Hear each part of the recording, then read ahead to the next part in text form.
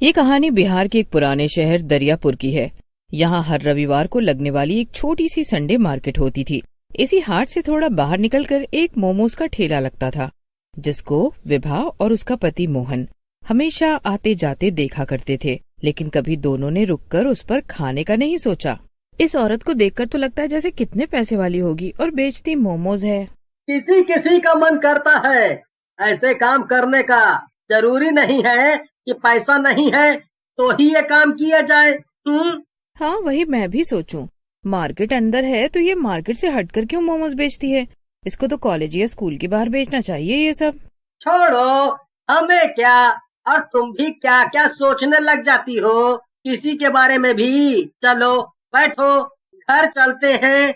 वो दोनों बाइक पर बैठ जाते हैं, लेकिन विभा मोहन के साथ बैठ तो जाती है, लेकिन उसकी नजर उस स्टॉल पर ही रहती है। वो ये सब ध्यान नहीं देती। मोहन समझ जाता है, बड़ी अजीब औरत है, जाने क्यों यहाँ ठेला लगाती है। और अगर पैसे वाली भी होगी तो कितने पैसे होंगे इसके पास? अब उसके बारे में सोचना बंद करके बताओगी क्या खाना है? चाउमीन ही खिला दो। और मैं नहीं सोच रही उसके बारे में। विभा के दिमाग में फिर भी वो लड़की आ ही रही होती है।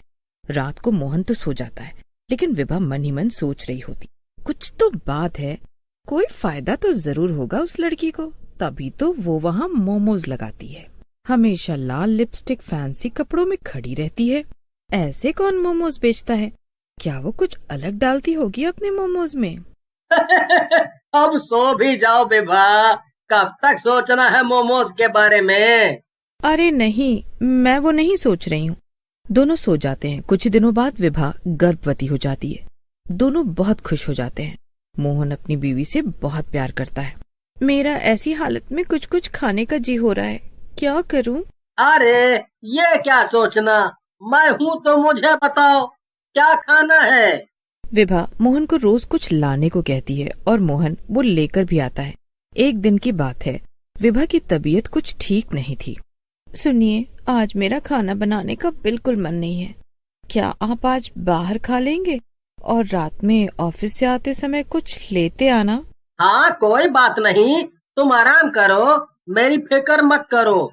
बस बताओ तुम क्या खाओगी? हाँ, सही बोलूं तो मुझे उस औरत के ठेले वाले मोमोज खाने हैं। बस इतनी सी बात, मैं आज लेते हुए आऊंगा। तुम बस हुक्म किया करो मैडम, तुम्हारा नौकर हमेशा तुम्हारे लिए हाजिर है। क्या आप भी मेरे नौकर थोड़ी हैं? वो तो आज पता नहीं क्यों बस मन हुआ ये सोचकर कि वो अपने मोमोज में आखिर ऐसा क्या डालती है, क्या पता कुछ अलग स्वाद हो। मोहन विभा की ऐसी बात सुनकर जोर से हंस पड़ा और विभा से विदा लेकर ऑफिस चला गया। ऑफिस से आते समय उसको मोमोज का ठेला दिखाई दिया। क्योंकि विभा प्रेग्नेंट थी तो मोहन लंच लेकर भी नहीं गया था। उसको भी बहुत तेज भूख लगी थी। क्यों ना जब तक ये मोमोज बनाएगी तब तक खा लिया जाए।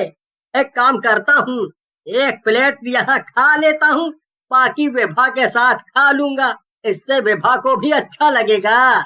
मोहन ने सोचा, आज संडे मार्केट नहीं था तो मोहन ने देखा आसपास कोई नहीं था, सिर्फ वही औरत लाल ड्रेस में लाल लिपस्टिक लगाई खुद ही लेकर खा भी रही थी और बाकी के मोमोज गर्म करते हुए गाना गा रही थी, जैसे उसको किसी से कोई मतलब ही न हो और वो खुश हो। तभी मोहन ने धीरे से हिचकते हुए कहा, एक प्लेट कितने का देती हैं आप? मोहन को अपने पास खड़ा देखकर वो घबरा गई और जल्दी से प्लेट नीचे रखकर बोली, 1 प्लेट 60 की आती है और उसमें 12 मोमोज होते हैं। ठेला देखकर तो लगा था मानो कितना ही महंगा देती होगी, लेकिन ये तो बहुत सस्ता है। ठीक है, तो 2 प्लेट आप पैक कर दीजिए घर ले जाने को, और हाफ प्लेट आप हमको अभी खाने के लिए दे दीजिए। मैं 2 प्लेट तो पैक कर देती हूँ, साथ में 1 प्लेट ही आपको खाने को दे देती हूँ। आज आप मेरे पहले ग्राहक हो तो हाफ प्लेट मेरी तरफ से मुफ्त।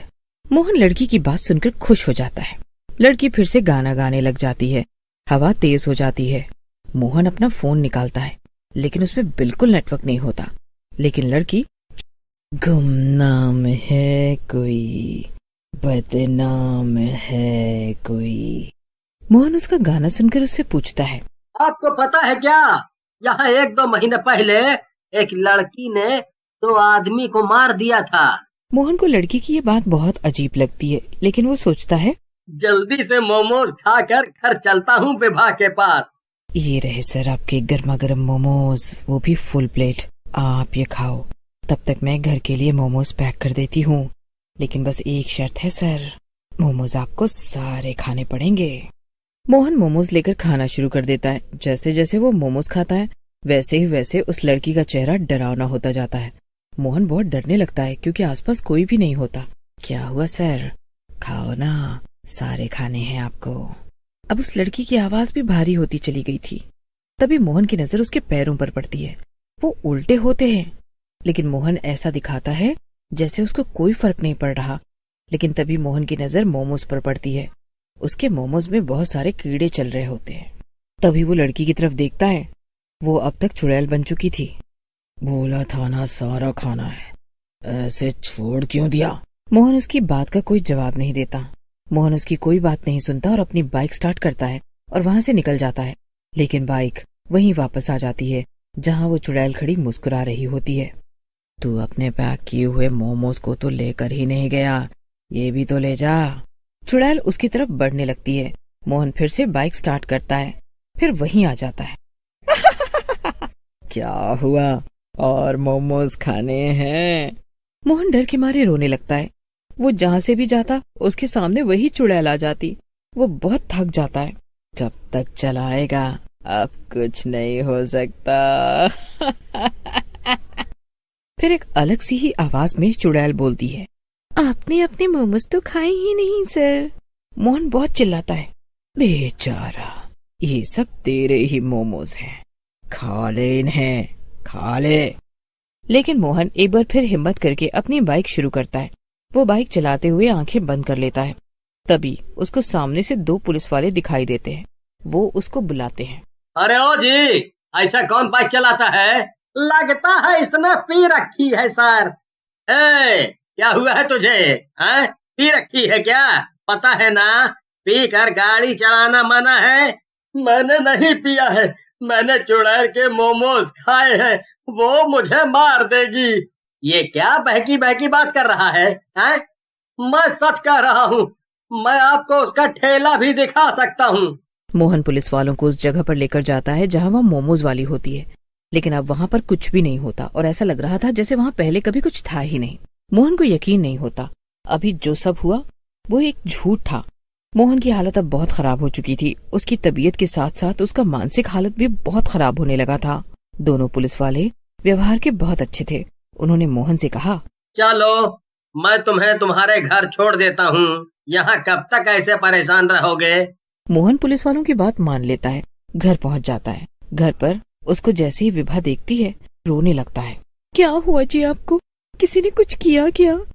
किसी ने आपको मारा क्या? विभा बहुत घबरा जाती है। उसने मोहन को ऐसे बेबस कभी नहीं देखा था। जी आप लोगों का बहुत बहुत शुक्रिया जो आप इन्हें घर तक लेकर आए। पुलिस वाले चले जाते हैं। विभा मोहन के पास जाती है और बैठ जाती है और पूछती है। मोहन रोते रोते उसको सारी व्यथा बता देता है। मुझे लगता है उसमें कुछ तो गड़बड़ है, पर इतनी बड़ी गड़बड़ मैं तो आपको वहाँ कभी नहीं जाने देती। अगर मुझे पता होता, मेरी ही गलती है ये सब। अब आप कभी उस रास्ते से मत जाइएगा। आप मुंह हाथ धो लीजिए, मैं अभी खाना लगा देती हूँ। मैंने मैगी बनाई है, आज वही खा लेते हैं। कल से मैं घर पर ही खाना बना लूंगी। मोहन उठकर अपने वॉशरूम में चला जाता है। मुंह धोते हुए उसकी नजर शीशे पर पड़ती है। शीशे पर खून से लिखा होता है, सर आपने पूरे मोमोज नहीं खाए हैं ना? मोहन की नजर एकदम से विभा की लाश पर पड़ती है, जिसको देखकर मोहन को हार्ट अटैक आ जाता है और वो भी मर जाता है। चुड़ैल का मकसद अब पूरा हो जाता है और वो जोर जोर से हंसने लगती है और फिर गायब हो जाती है।